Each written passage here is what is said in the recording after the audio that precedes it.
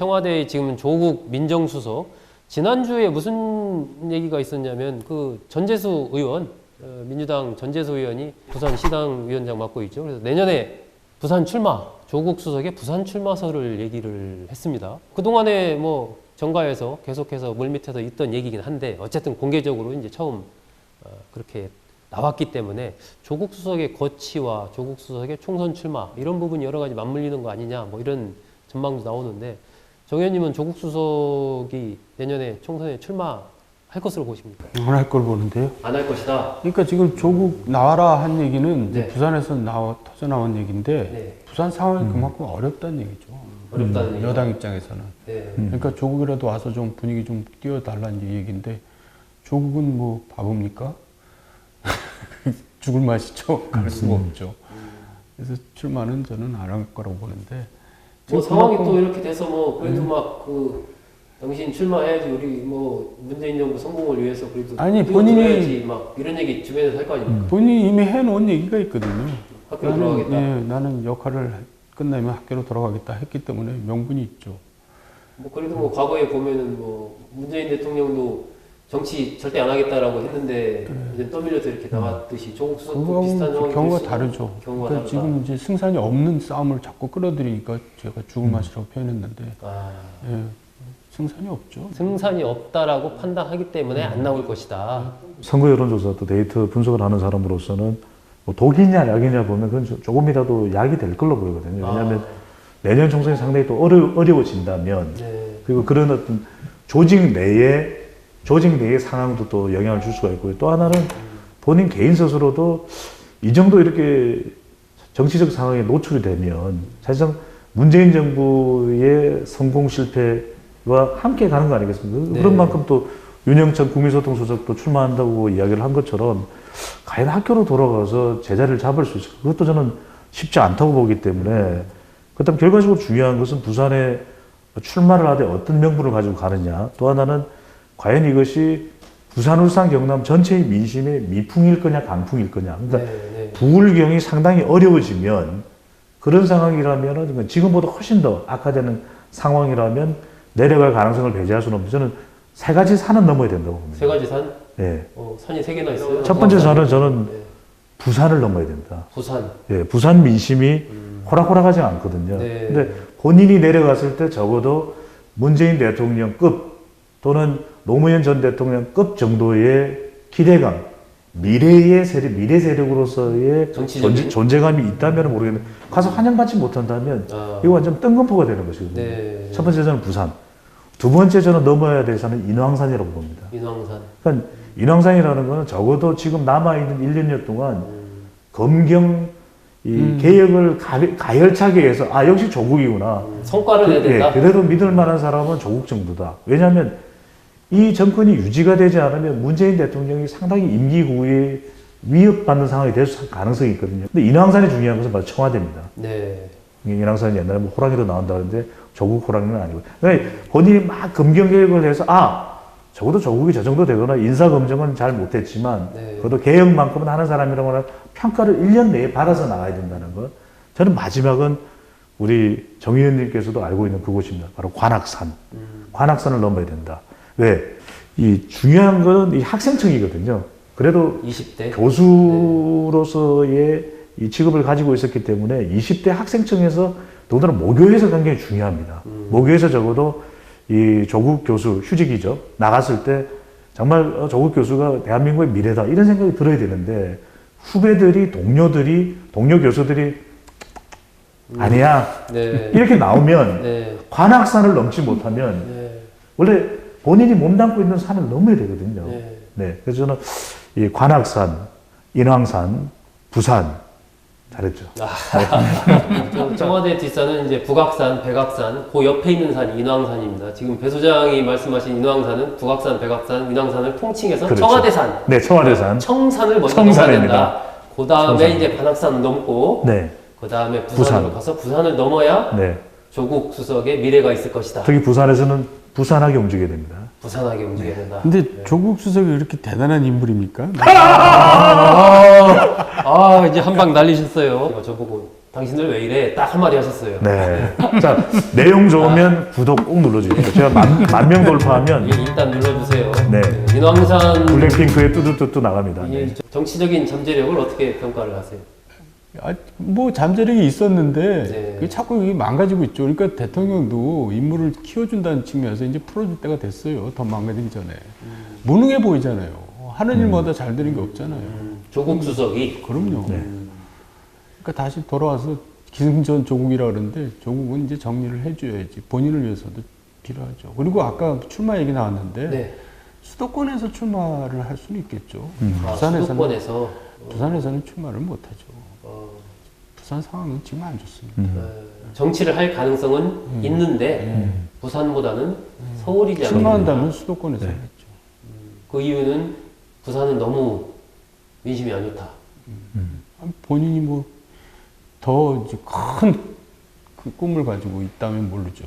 노무현 대통령이나 김부겸 장관처럼 적진에서 내가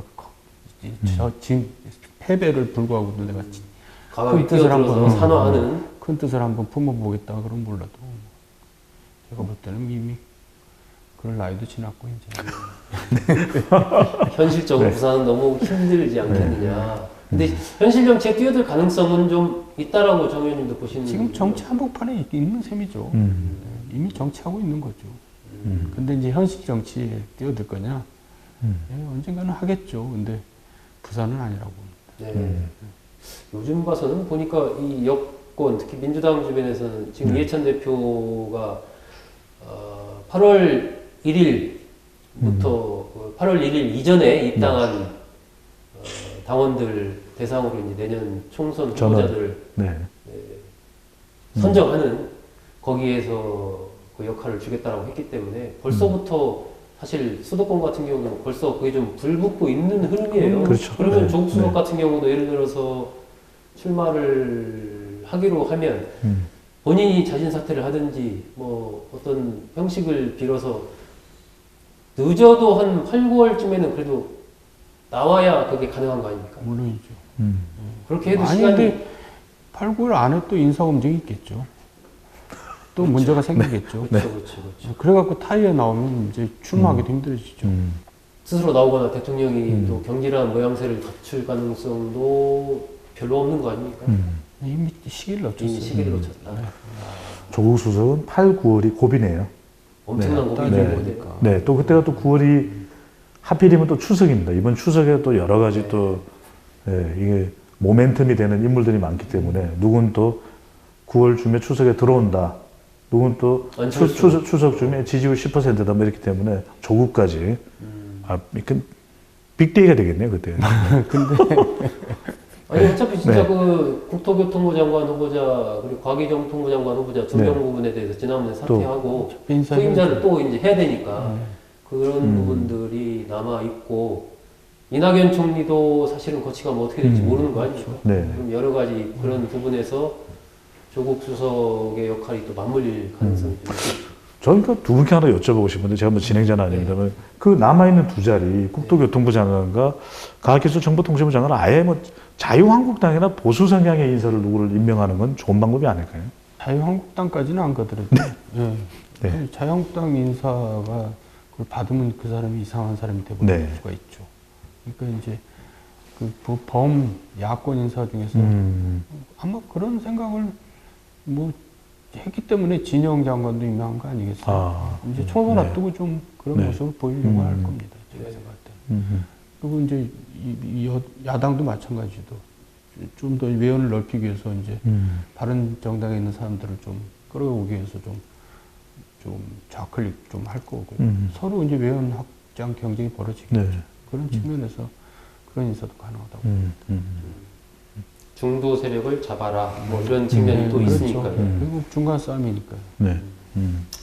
어쨌든 조국 수석의 거치는 뭐 여러 가지 불투명성이 좀 네. 있는 것 같은데 또 한편에서 조국 수석의 출마를 요청하는 여권 내의 흐름도 부산 쪽을 중심으로 좀 계속 나오지 않을까 이런 생각이 들고 일부에서는 뭐 어쨌든 조국 수석과 이렇게 몇 명을 이렇게 패키지로 같이 묶어서 네. 뭐 어벤져스 비슷하게 네. 이렇게 해가지고 좀 그런 이른바 조국 프로젝트 뭐 이런 걸 네. 구상하고 있다. 뭐 이런 얘기도 좀 나오더라고요. 하여튼 네. 결과는 좀 지켜보도록 하겠습니다. 또 한 명 우리가 지난번에도 얘기했었는데 지금 9월까지 10% 지지율 안 되면 그분 얘기 또 해야 돼요. 사퇴하겠다. 예, 그분 얘기 짧게 한번 해보겠습니다. 예. 어떻게 지금 5%도 안 되는 지지율이 추석까지 10%가 가겠어요. 그러니까 결국 나 추석까지 좀 더 있게 해달라 그 얘기밖에 안 되는 거죠. 그때까지 뭐 있으면서 무슨 역할을 할 것인가 도대체 저는 이해가 안 가요. 왜 손학규 대표가 그 시점을 뭐 그렇게 잡았을까요? 대략 안철수 전 대표가 돌아온다는 시기랑 그 비슷한 시기 아닙니까 그때가? 안철수 대표가 돌아온다는 얘기는 뭐 못 들어봤는데 뭐 안철수가 돌아온들 알았죠. 뭐가 달라지겠어요? 저는 바른미래당은 전혀 달라질 게 없다고 보는데 손학규 대표 이런 표현을 했어요.